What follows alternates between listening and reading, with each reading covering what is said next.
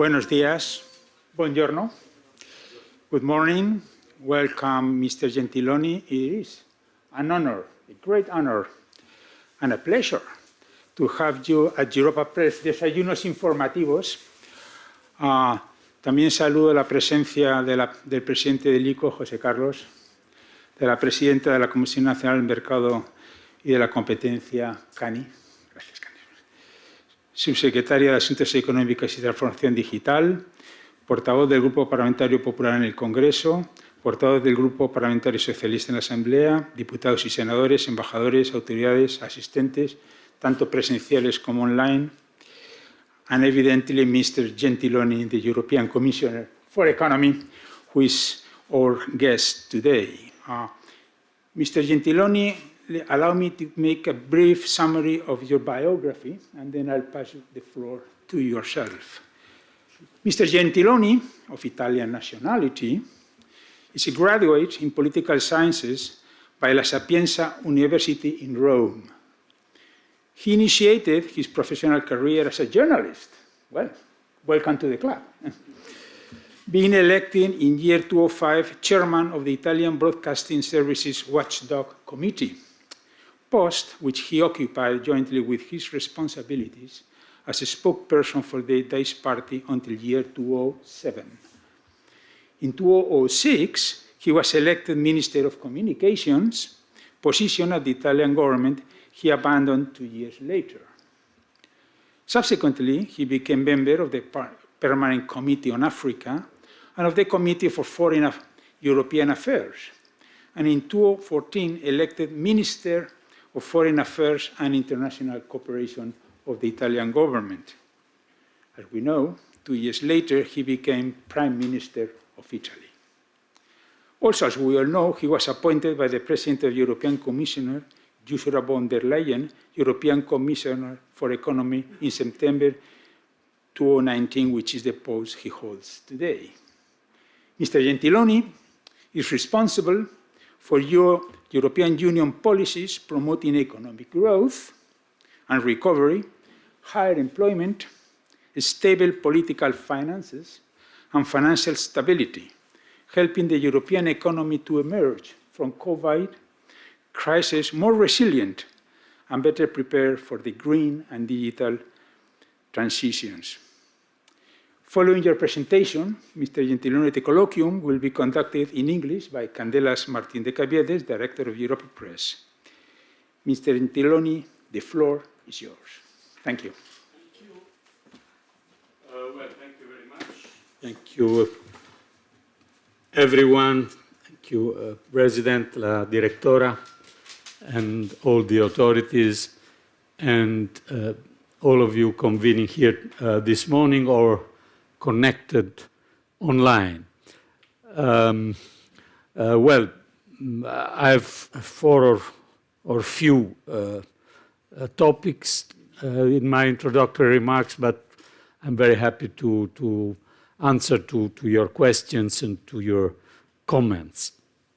My first point would be what we are very much discussing in these weeks all over Europe, which is the Spanish Recovery and Resilience Plan and its implementation. You know that the Commission has now proposed to the Council the approval of 23 out of 27 national plans. We are still working on plans from Bulgaria, Sweden, Hungary, and Poland. Indeed, 22 were approved because then we still miss a proposal from the Netherlands for political reasons. They don't have a government.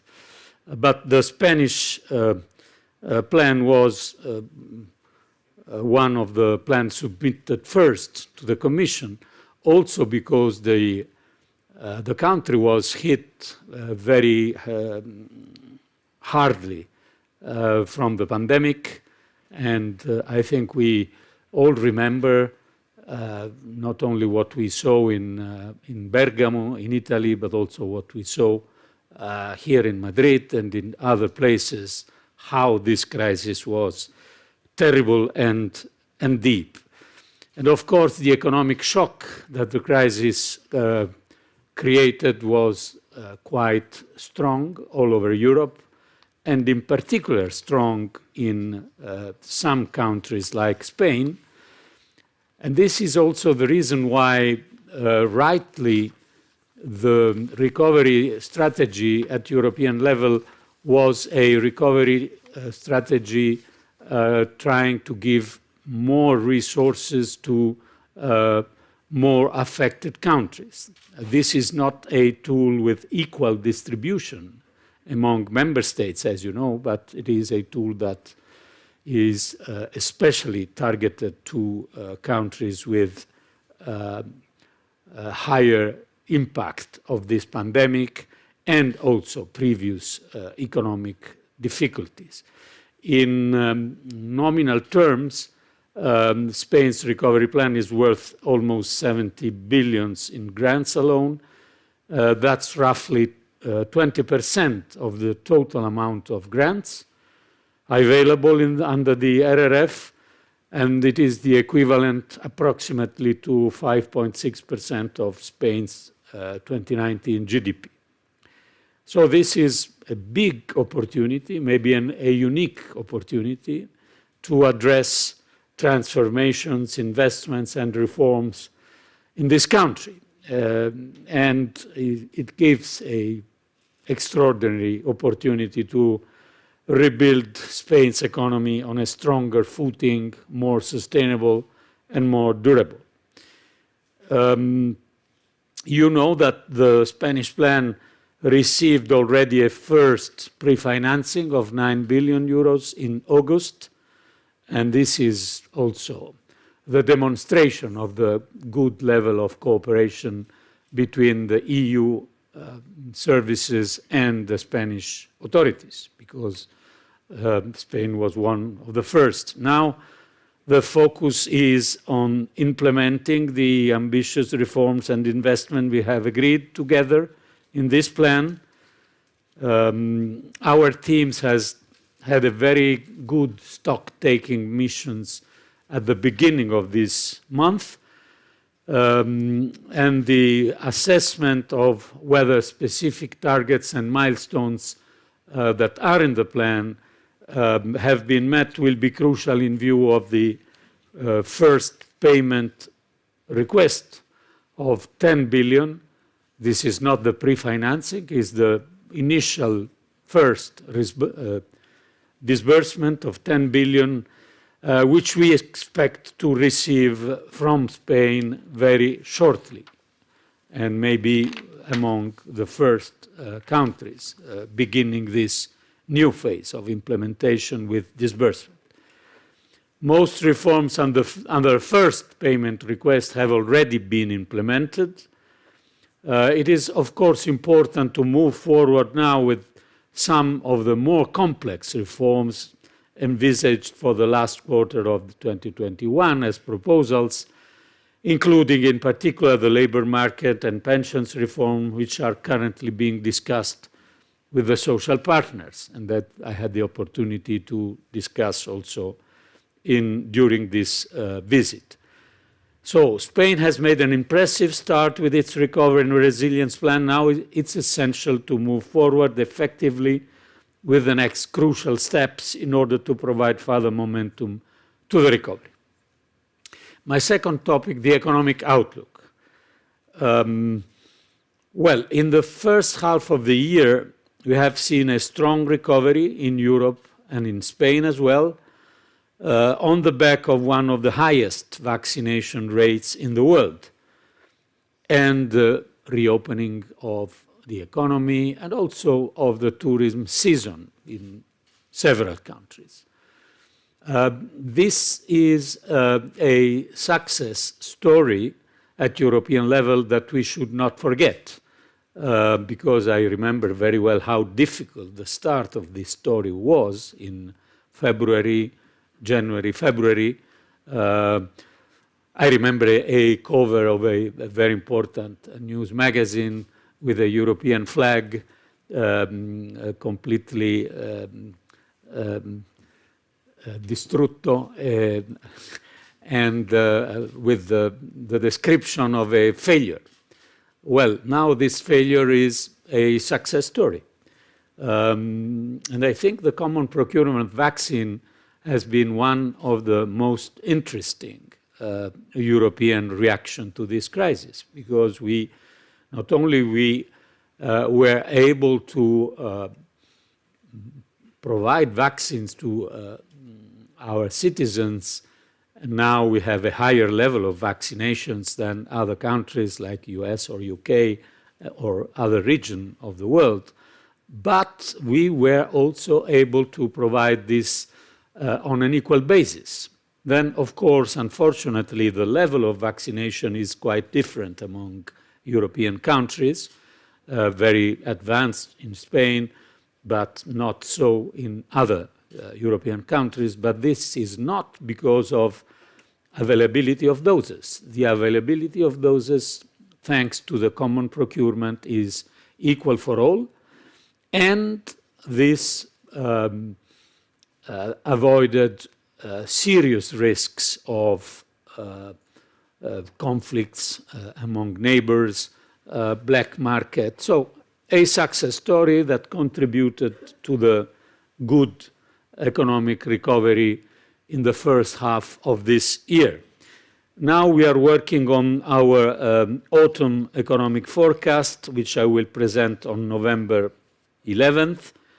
What I can say at this stage is that growth is still looking strong.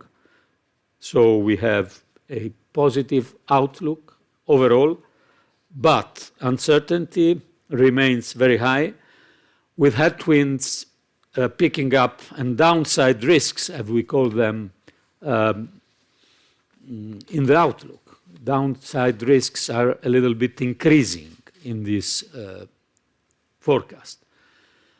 The first downside risk is, again, the pandemic, because we are seeing in a certain number of member states, unfortunately, cases again growing, especially in the eastern part of our union. We have difficult situation. And in general, we are not out of the woods. We will never be out of the woods until we will reach a stronger level of vaccination all over the world, of course. And this will be one of the main subjects, maybe the main subject of the G20 leaders meeting in Rome at the end of this week.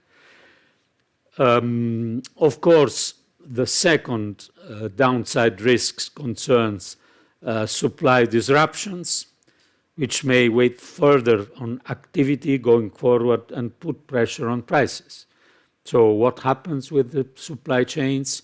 What happens with inflation?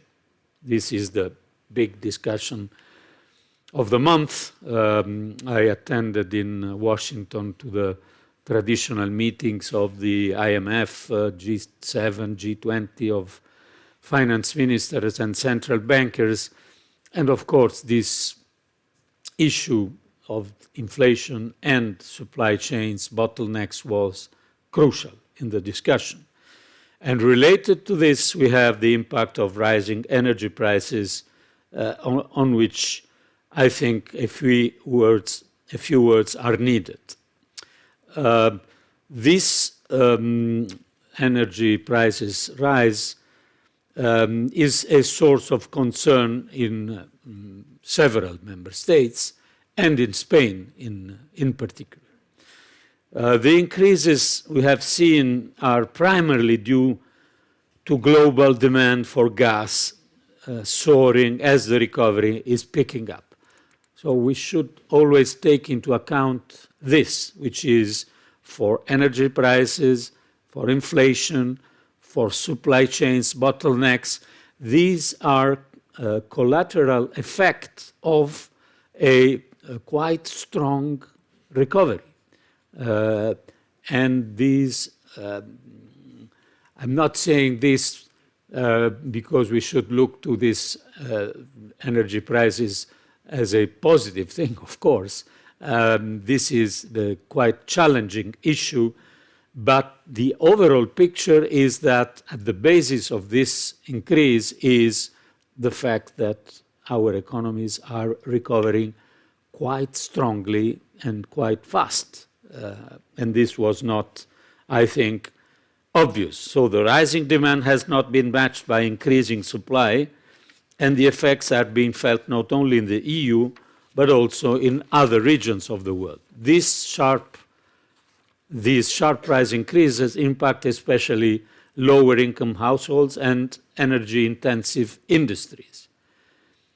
And many member states, including Spain, have already taken measures like temporary tax breaks and subsidies to cushion their impact. And these measures will probably continue in the next months.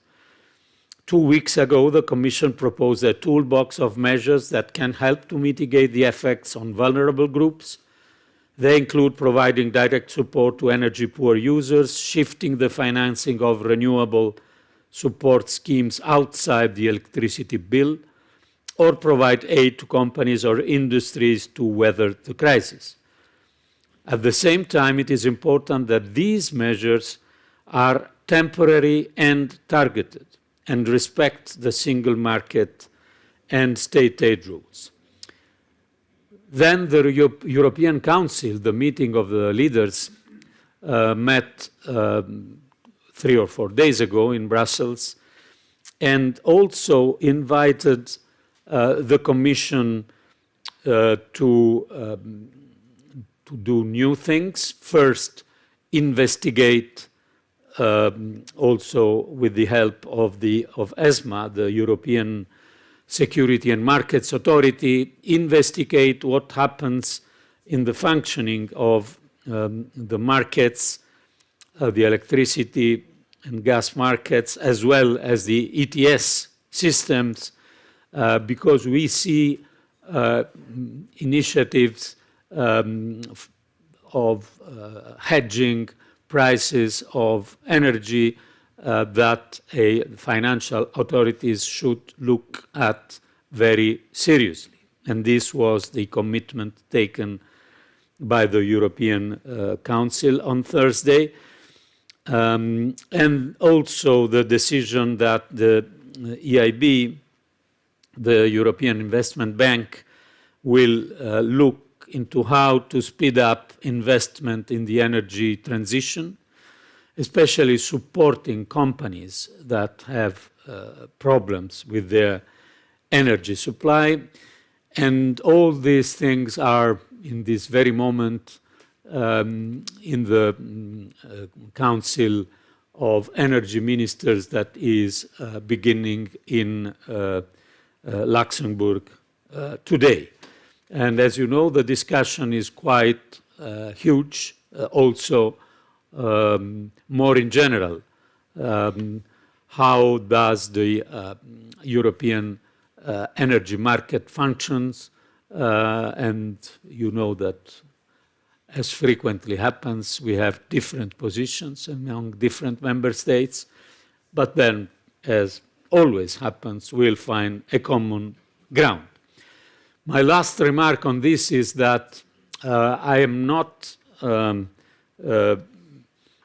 don't agree with those that are pointing the finger at our climate ambitions.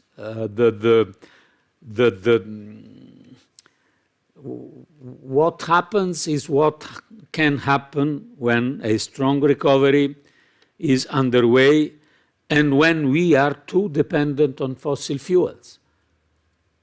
So the European Green Deal is not the problem, in my view, but is part of the solution. Of course, we know that despite the fact that the green transition will last for several decades, the first decade will be decisive because we will have a mismatch of supply and demand, but this is not a good reason to step back from the path of the green transition. Exactly on the contrary. It's a long run, but resilient runners do not fall at the first hurdle. And this message, I think, is very important to send. Otherwise, I think we could undermine this strategic goal. Fourth and almost last point that I want to stress with you this morning is the point related to what we call the economic governance review, which is the review of the rules of the Stability and Growth Pact in the EU.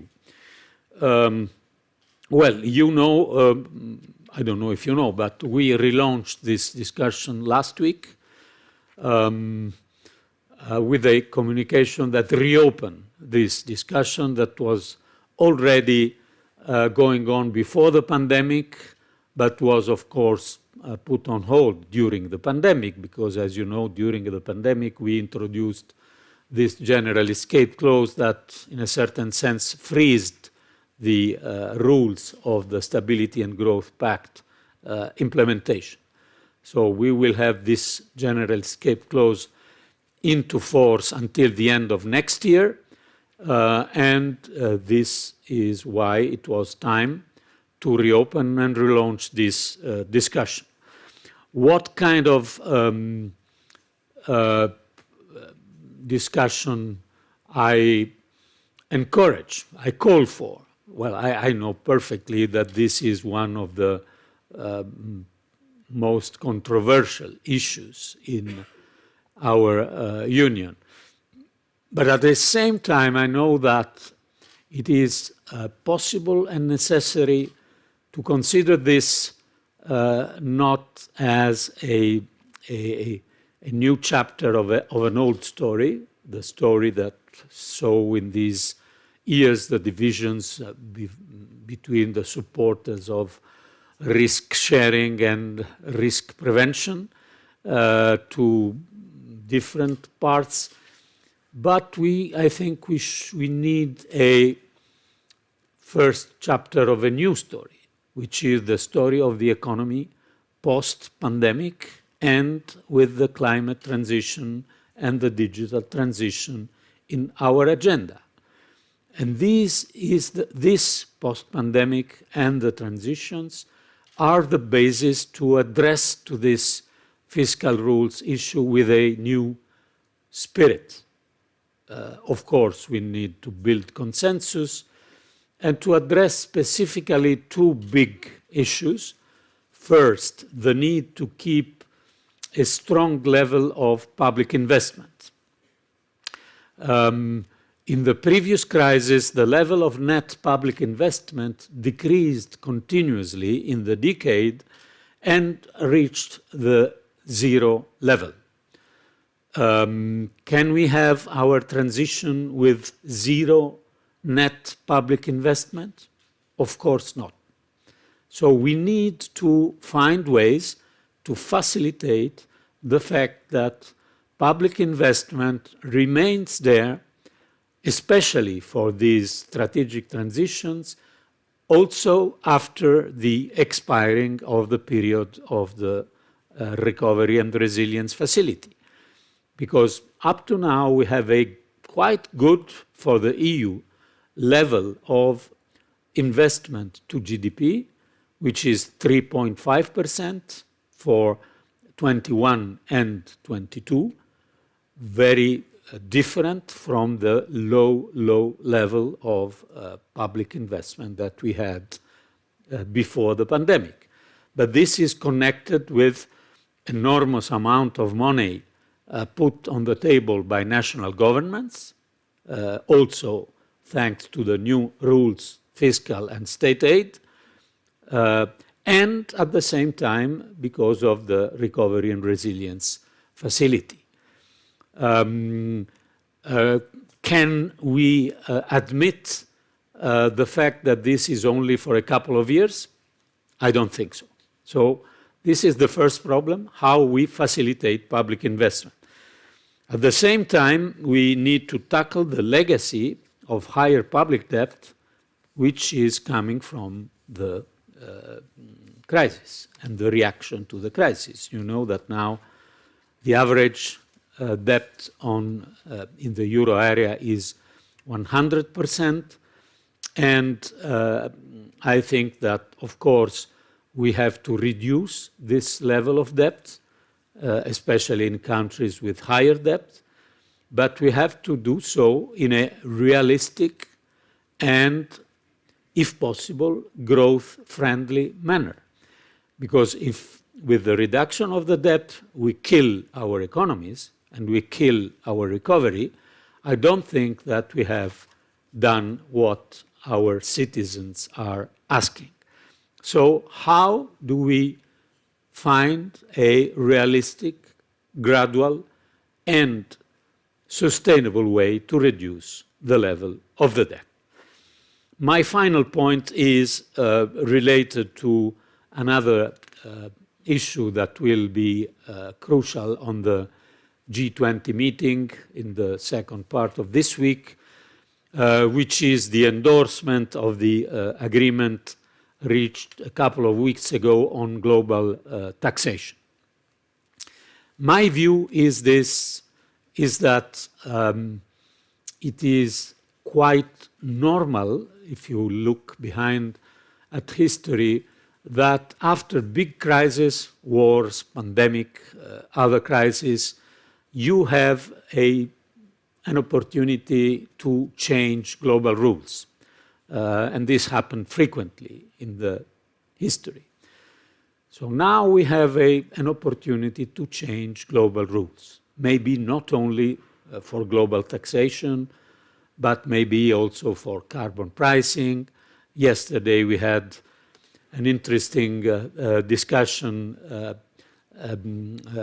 on the initiative of the Vice President Calvino on the new, what we call the GDP plus, so innovation in the metrics of our economies. So after a crisis, good moment to give a look to our common rules and find ways to make them better. The agreement on global taxation is a very good example, because I think that we have here not only a matter of public finances, but we have a matter of fairness.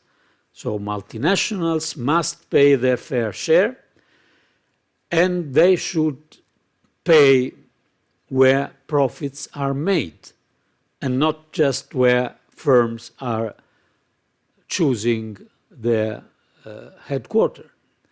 And this principle is very simply the principle at the basis of the two pillars of this global agreement that will be endorsed at the end of the week. And I am very happy and a little bit proud also of the fact that we have not only unanimity in the G20, but we have unanimity in the EU, which is very, very important to give to our multinational global taxation a new and fairer rule. Thank you very much.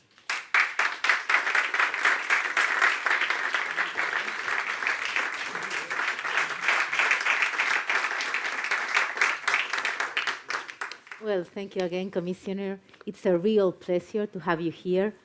I would also like to welcome all of you that are here today, but also all of you that are following us online. Well, Commissioner, you did mention a lot of very relevant issues. Too many, maybe. No. We spoke about energy, you spoke about energy transition, about European funds, about governance, about global taxes. But I would like to discuss all of these matters further. But first, allow me to ask you about the Spanish 2022 budget, which will be soon discussed in the Parliament. As you know, the European Commission will publish an opinion of this 2022 Spanish budget. Could you advance us some of the conclusions? Do you think it will comply with Brussels requirements? Well,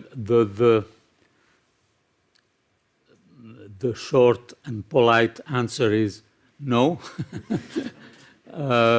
We are assessing. We received, as you can imagine, 7-10 days ago, 27 draft budget plans. We are assessing them. We will publish our opinion in November 15th. And I think it would be not appropriate to anticipate these assessment. But overall, I'm confident that the Spanish government is going on with a process that is very importantly also in the RRF Recovery and Resilience Plan, and we will look, as always, to the draft budget with a cooperative attitude. We have a very good cooperation with the Spanish authorities, also at level of our services and the services of the ministries here. But Commissioner, regarding the macroeconomic outlook in which this budget is based, in previous years, the European Commission considered this macroeconomic forecast, I would say, a little bit too optimistic. Will this be the case? Yesterday, the Bank of Spain said that the 6.5 forecast GDP growth for 2021 and the 7% might be too high. What's your opinion on this macroeconomic forecast? You said the European Commission will launch its forecast in November? Yes. No, I've seen the Banco de España assessment. I take note of this assessment. Of course, we generally we consider the government forecast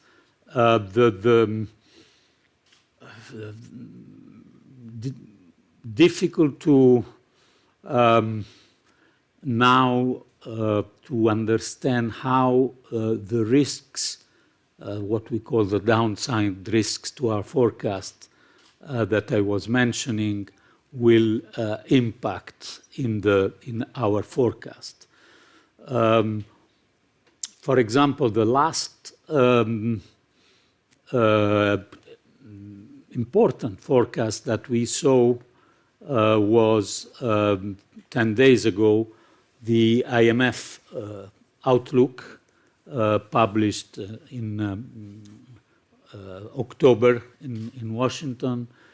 And in this outlook, still the euro area was increasing the perspective of growth for 2021.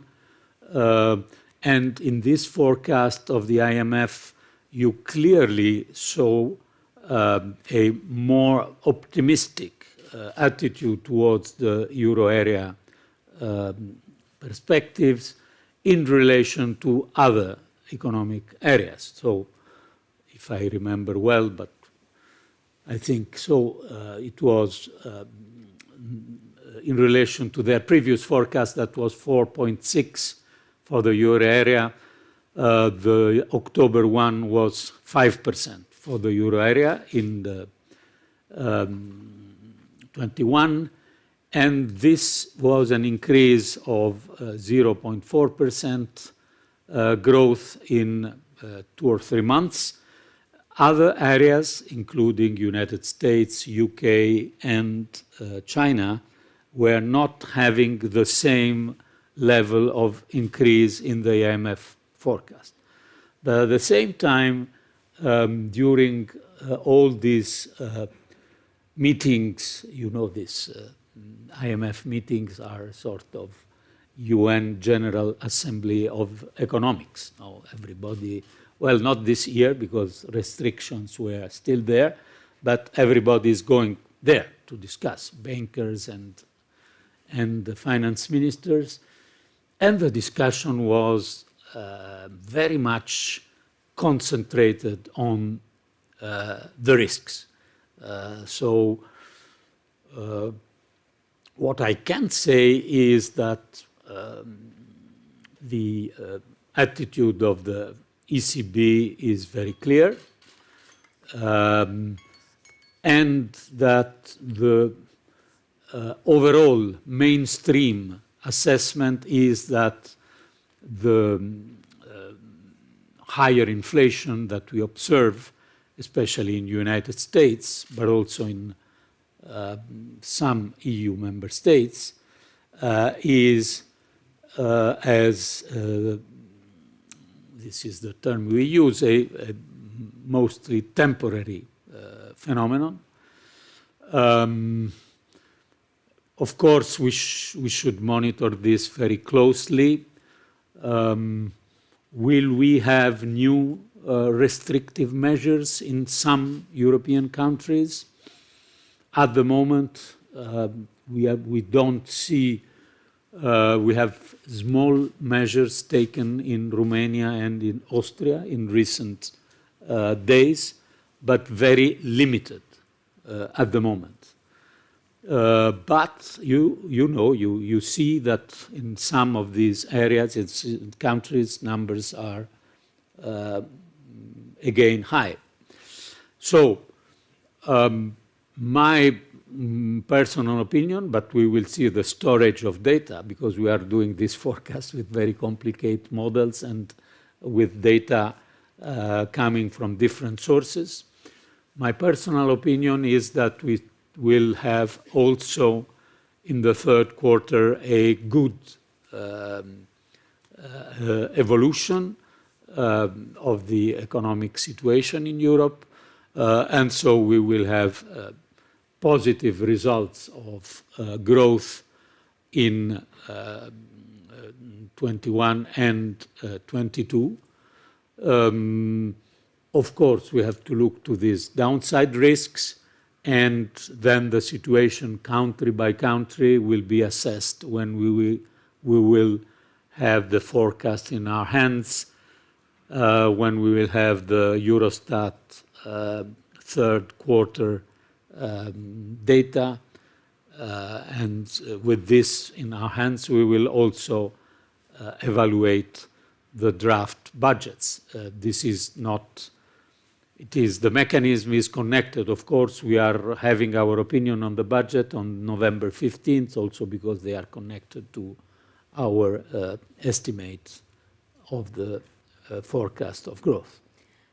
Commissioner, you said that the European funds were a unique opportunity, but it's important, you mentioned the importance, of course, of reforms.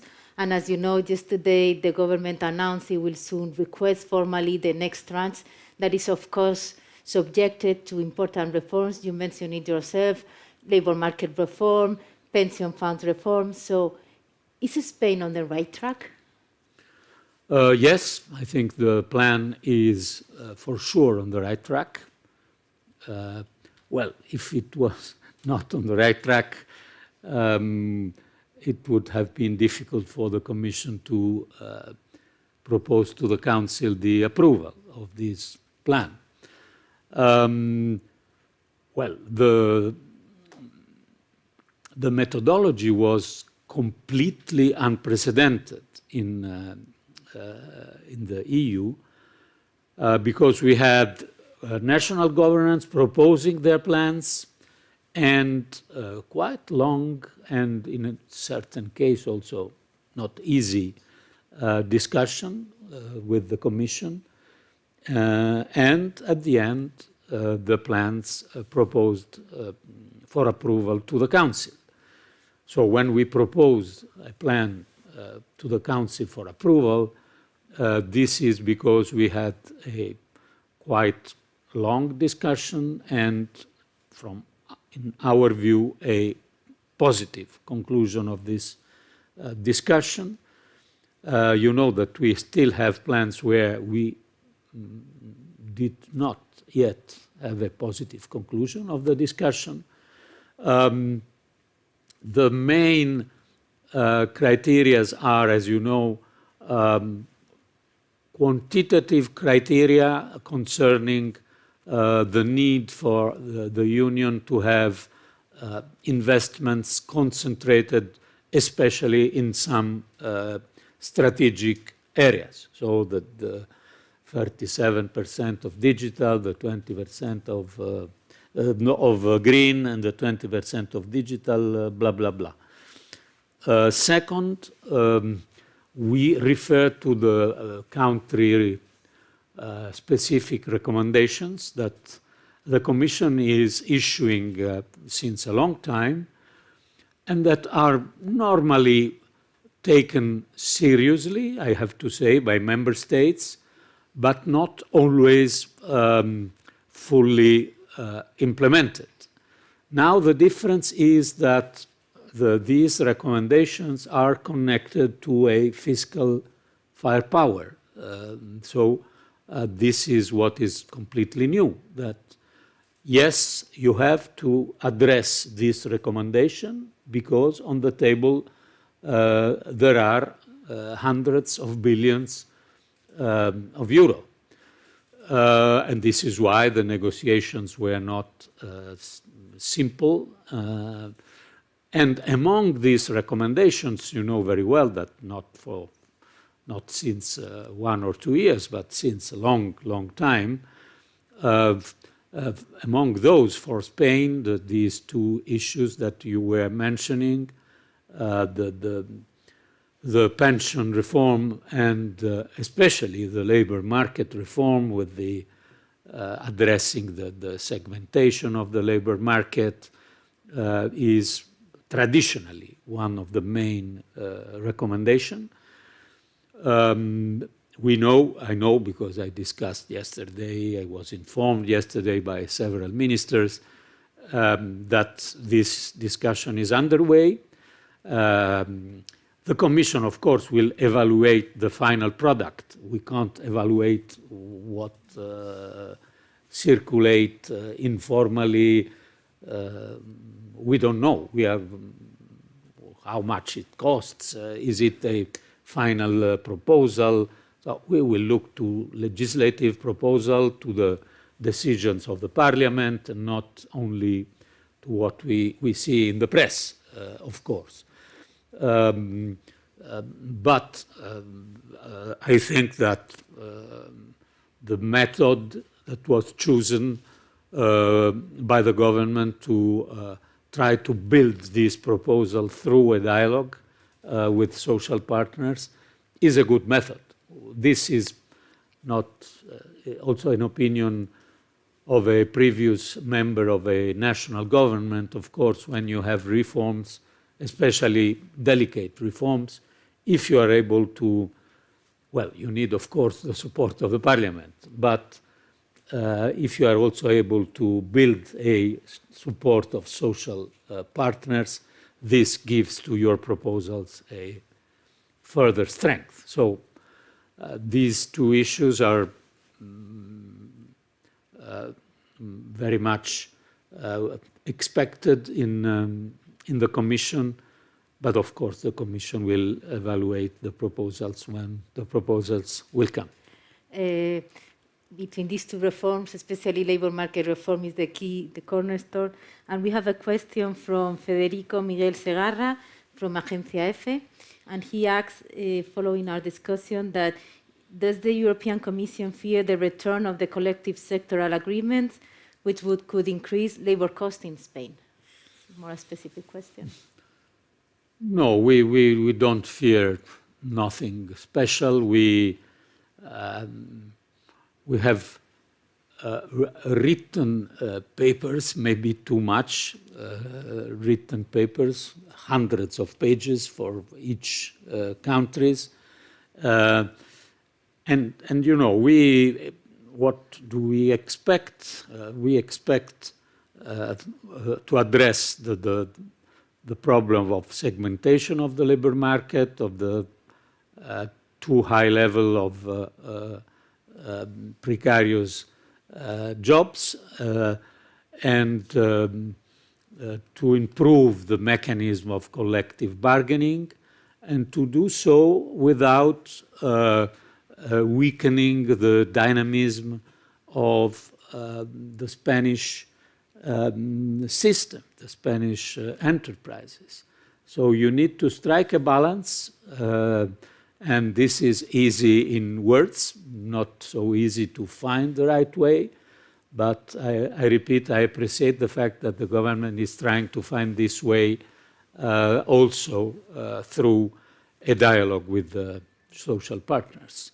But we have not specific concern on this or that issue. We have very clear in mind what is needed from our point of view, but then the solutions should come from the Spanish government, the Spanish parliament, the Spanish stakeholders, and not from us. We can have an evaluation of the proposal. Commissioner, you said that the European Commission is waiting for these reforms, and they are expected for the end of the year. But would it not be the case, where the reform be delayed, would the funds still come to Spain? Well, this is how this recovery and resilience facility works. We have, we call in the Brussels language, targets and milestones. Many of them, for some countries like Italy, for example, I know that for the end of this year they have 52 targets, if I remember well.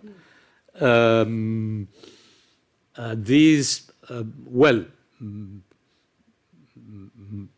most of the targets that are connected to the first request of disbursement that could come quite soon are already there. But of course, if we look to the further step of the process and of disbursement, the effective decision on these proposals is essential, both on labor market and on pension reform. So there is not a connection with the first disbursement that will probably be requested in a matter of short time. But this is a 10 billion one, and then you have further requests and further disbursement, and we are confident that we will receive the proposals that are in the plan and that are linked to this further disbursement. For the Commission, it's a new, of course, unprecedented system, but we, of course, have to be, we need to be reasonable, not looking into the last small detail, but on substance, we need to have these targets and milestones in place. Because otherwise, we will undermine the effectiveness of this unprecedented common issuing of common debt, and this is a responsibility that I will not take to be complacent, and complacency risks to undermine something very important for the European success story. So obviously we will look to the overall picture, but the commitment taken should be there. Let's move to the fiscal governance. You highlighted the relevance of reforming or of opening a discussion. And what do you expect from this open consultation till the end of the year? Well, fresh ideas, if possible.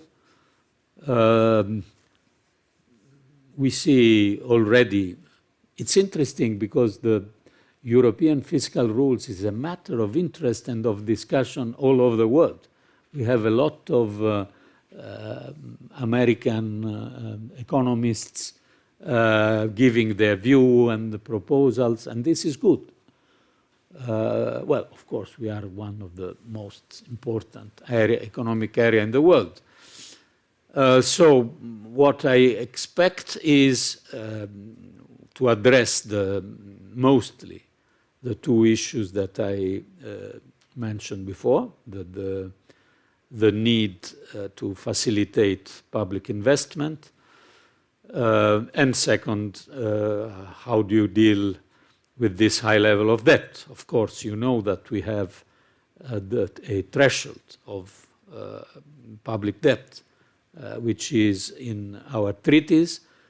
I don't think it is realistic to propose changes of the treaties, and anyway, it's not the Commission that is proposing changes to the treaties. We are the guardians of the treaties, so it's what we say normally, so the guardian can't propose to change the treaties. But anyway, I don't see very realistic this possibility. But the fact is there that when these treaties were signed, the average debt was casually 60%. And this is the threshold of debt written in the treaties. Now the average debt in the euro area after the pandemic is 100%. So how do we deal in a realistic way with this problem? I think there is only a way, which is to make the process of reduction of debt, which is needed, gradual and realistic. Because if we have, with the rules that we normally have of the reducing 1/20th of the debt every year, it's quite challenging if you look to not only one or two countries, but a large number of countries now after the pandemic. So we will have a discussion to understand how a realistic and, if possible, growth-friendly way of reduction of the debt is possible. Commissioner, you mentioned now twice the relevance of investment, not to harm investment while trying to reduce debt. Does this mean, for example, that green investment should not count as part of the deficit? Well, this is part of the discussion. We had recently a body called European Fiscal Board, which is an institution advising the European Commission with reports, formally advising with reports every year, and they proposed something like this. Of course, I have no landing zones at the moment, because we need to have really an open discussion without ring-fencing each other position, and with a contribution of enterprises, academia, trade unions, municipalities, regional authorities. These open consultations that we used to have in Brussels are not a formality, because then my services will take stock of the results of the public consultation, made a report on the result of this public consultation, and this will be part of the basis to advance a proposal. So, several ways to facilitate investments are possible. Of course, we are all aware of the risk that in our debate is denominated the risk of greenwashing, so to have green investments that are green only in the name, but we have new tools to address these issues. For example, we have a green taxonomy that was decided especially for financial markets, investors looking for purpose, that could be helpful. So what I see is that the need of investments is clear all over the Union. And you can't have only private investment. Of course, you need mainly private investment. And the role of national promotion banks, we have here the president of ECO, is crucial in this private-public relation and in crowding private investment. But at the end of the day, you need also public investment. Now, you can ask car industry to have electric models with a deadline which is very challenging, and they will, I think, to invest an enormous amount of money for this transformation. But at the same time, it's difficult to find a business case for private investment for plugging station. And probably you will need, I am also looking to the regulator, you will probably need public investment for plugging station. This is a very small example, but we can have many more examples of the fact that I don't see anyone in Europe that could support the idea that we don't need investments, or that can support the idea that the green transition is only for countries with adequate fiscal space. Well, this is not the best way to address the problem of the green transition. Commissioner, you highlighted that the spike in energy prices was a source of concern, particularly in Spain. As you know, the Spanish government proposed bold actions and initiatives such as centralized gas purchasing, because it is a real problem in Spain. Why has this been, I could say, deprioritized to a midterm analysis? Well, we have, I think, 2 or 3 midterm challenges. Then you have to define how mid is the term. So I heard a discussion of some of the leaders with the idea that midterm means by the end of the year. So it depends on what kind of timing you consider on midterm. But we have, I think, 3 issues in discussion. One is the possibility of common procurement of gas. Of course, not easy. It's not like the common procurement of vaccines. The common procurement of vaccine was a success story. The common procurement of gas is a geopolitical issue. So you should ask to my colleague Pepe Borrell, because will we have gas coming from United States? Not easy.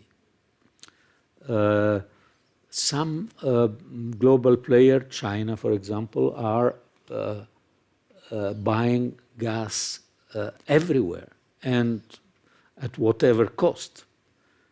So I will not mention all the possible partners, but we know that at the end, one of the main possible partners of this common procurement is Russia. And this is not only an energy market issue, of course. Then we have the problem of common storage, creating buffers for critical periods. That also is a midterm, so to say, issue, and we can address it seriously.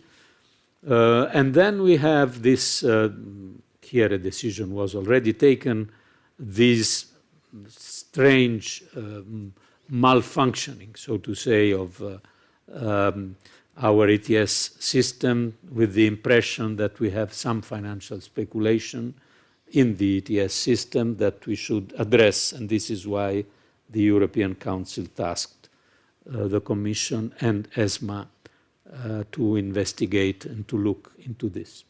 In all this scenario we are speaking about, would it make sense to consider the nuclear energy green, to categorize it as green in investments? Well, big discussion going on. The point is that for sure you have what we call transition energy sources, and this applies in different ways both to gas and to nuclear energy. Different is the case of, should we use this transitional energy? Of course, yes, because we will have, in any case, a mismatch between the supply of renewables and the decrease or cancellation of coal and other sources. So we will have a transition, and in this transition, these sources will be needed, of course. Different is the discussion that we are addressing now in Brussels, technical level with a lot of expertise. If in the nuclear energy new plants models could be a matter of investments for the future. So the discussion is not should we use the nuclear energy that we have in countries that have, because it's not all over Europe. The discussion is should we invest for new nuclear plants, and this is something we are not coming to a conclusion. In the Commission we are working, it is as always to assess future technological breakthrough is not always easy. Okay. Speaking about global tax agreements, you mentioned that it was an opportunity for a global framework beyond taxes. My question is the minimum 15% corporate tax sufficient? What should be the next steps? Well, I think it's a very fundamental step. Of course, we have to implement it. We are ready. The Commission, now the OECD will deliver, I think, in November, what they call the model rules of this agreement, which is a political one at the moment, with some technicality. They will deliver on the model rules, and on the basis of the model rules, we will adopt a directive. I think we can adopt a directive by the end of the year to introduce in the European legislation this 15% minimal corporate taxation. And after the adoption, I'm sure that the French presidency, starting the 1st of January, will strongly work to have this approved as soon as possible.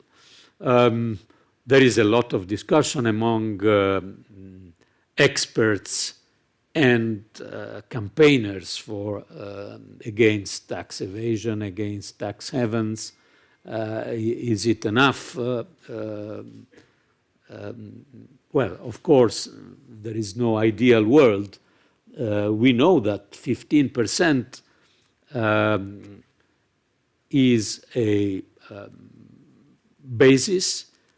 I think that if we will be effective in the implementation, it will put an end to what we call the race to the bottom, and it will make more difficult to reach tax havens for multinationals.